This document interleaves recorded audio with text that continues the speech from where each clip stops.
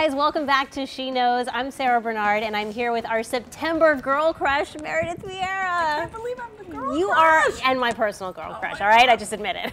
Very sexy. Totally. Now, I feel like I'm in your home, but we're actually on the set of your new show. Is that the idea? Yes, designed to look very much like my family room, because I'm inviting people into my house every day. That's, you know, I'm inviting friends to come and have a chat, have a laugh, maybe a bit of a cry. And look at this.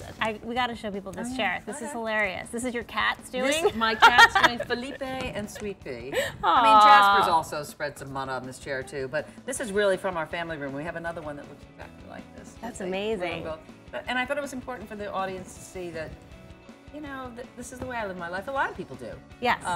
And they're going to love their furniture in comparison to mine. They're going to go, oh my God, ours Makes is me feel so good. much better. This is a very comfy couch.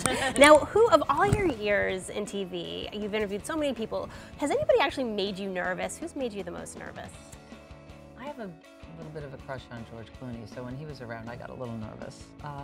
Sometimes with politicians, I can get nervous because they're very programmed, and trying to break through and get a straight answer is hard. Yeah, most of the time, my job is to really draw people out. So it's all about listening. And if you really listen to somebody, the nerves kind of go away. Right, you forget that you're nervous. Exactly. Now, there are so many exciting elements to your show, and some of them you actually had to fight for, like having a live band and having your friend, your real friend, be your sidekick. Why were those important to you? Well, I always wanted a band because if this was supposed to reflect my home, when I have a bad day, the thought of having a band in my house, you know, could you imagine going home and there's a band? What would they be playing? Oh, anything. I like jazz, actually, but just a band. And so I went to the powers that be here and I said, I think this would be a great idea. And at first it was, I don't know, a band. It's a daytime show. And I said, it doesn't matter. You know, it fits the vibe of the show. And we found Everett Bradley with the E Street Band, who's fabulous. And then we went to Everett and said, we want 4 musicians with you, and all of them women. And so he did a lot of auditioning. There's so much talent out there, and we have 4 fabulous ladies. And I feel really good about it. And the powers that be again came around and said, yeah, this is fun. You convinced them. Well, I convinced them because they're so good. The band is so good. Or maybe because you're very persuasive. Oh, well, I don't know. Thank you very much. And then John Harris is somebody I've known for 20-some years. He's from the corporate world, not television. Hillshire Farms, Hillshire, right? yeah. He used to send me a lot of sausage. And I didn't want a fake friend. I wanted a real friend on the set so that when I walk out here, I can look at him and we have history. And it makes me feel good. That's amazing. Now, you've done so many different shows that are total marquees, but this is different. Your name's on the door, so you must feel some pressure. And what is most stressful, and how do you deal with it? I do feel pressure. I didn't even want my name used on the show. They convinced What would me they call it? I don't know anything. I just didn't want it, but then they said, no, you got to put your name on.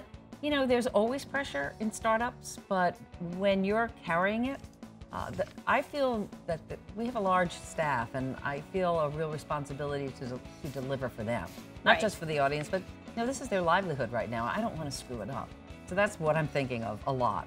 Just get it right, just get it right. I can't predict whether the show will resonate with people out there. You don't know. So many shows that are good shows have not made it. So I don't have the formula. I can only do what I think is interesting and fun and hope that they feel the same way. What's your stress relief? Do you meditate? I hike. You hike? Yeah, I love to hike. It doesn't have to be a strenuous hike. In fact, I was hiking a couple weeks ago at Rockefeller State Farm, not Rockefeller State Preserve. And I got lost for 4 hours.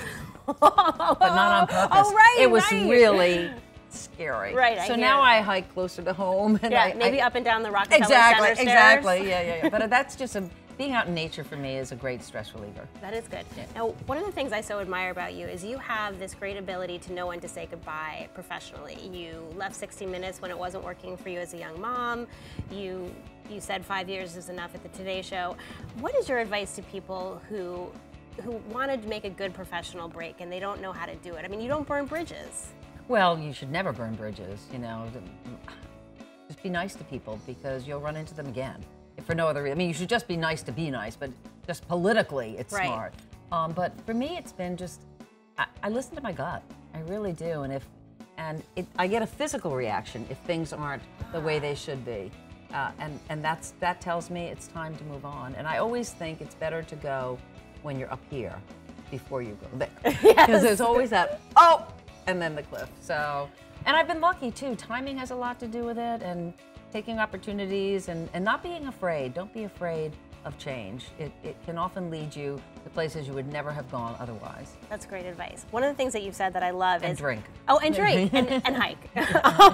You said, I think you can have it all, but not all at once. That's been my experience. Yeah, I came close to having it all, or I was the poster child for having it all at 60 Minutes. And I realized very quickly that that was a fraud, that I wasn't comfortable when I was at work. I was missing my child. When I was home, I was feeling guilty that I wasn't working. And it was a reality check for me, the first really serious one in my life, where I said, look, what are your priorities? You know, focus on that.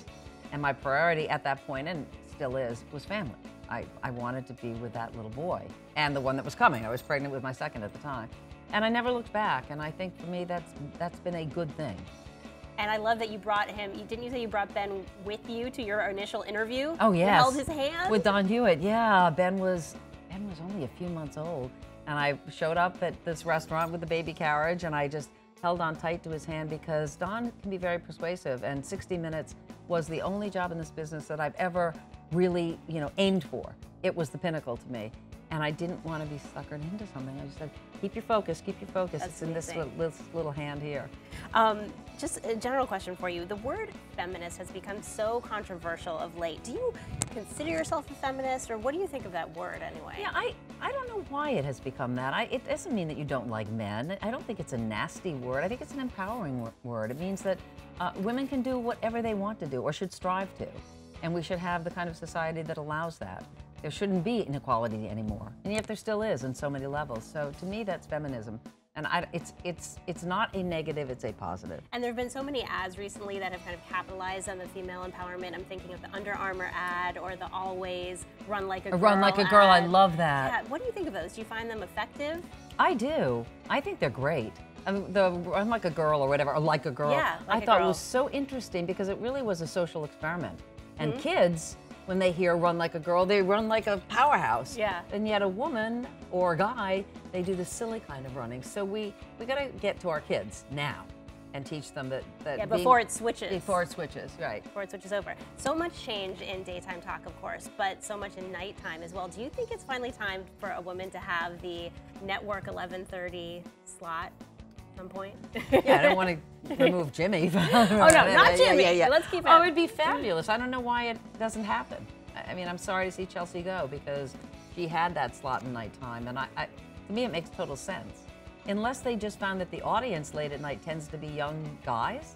Right. I don't know. Hey, young guys like us. I know. True. Why don't you do it? Okay, done. Done and done. But this is something else that I love. You had said a couple years ago that you made a commitment. I'm talking about aging, which is something that, no matter what age you are, you think about. You've made a commitment to not do anything to your face. But what do you do when that everyone... could change though. What do you do that when was everyone... then. That was 6 years ago, maybe. How do you think about that now? And what do you do when everyone around you is doing everything? You know what it is for me? I know I'd be the one who'd get the botched job. I just know it, that I would be the one. So that, more than anything, keeps me from doing it. And it's hard when you're in television. There's a lot of pressure. When they're tweaking the lights for 15 minutes, you know why they're doing it. Right. You gotta make sure, putting a gel in or whatever. But no, I don't want to go. That's a slippery slope.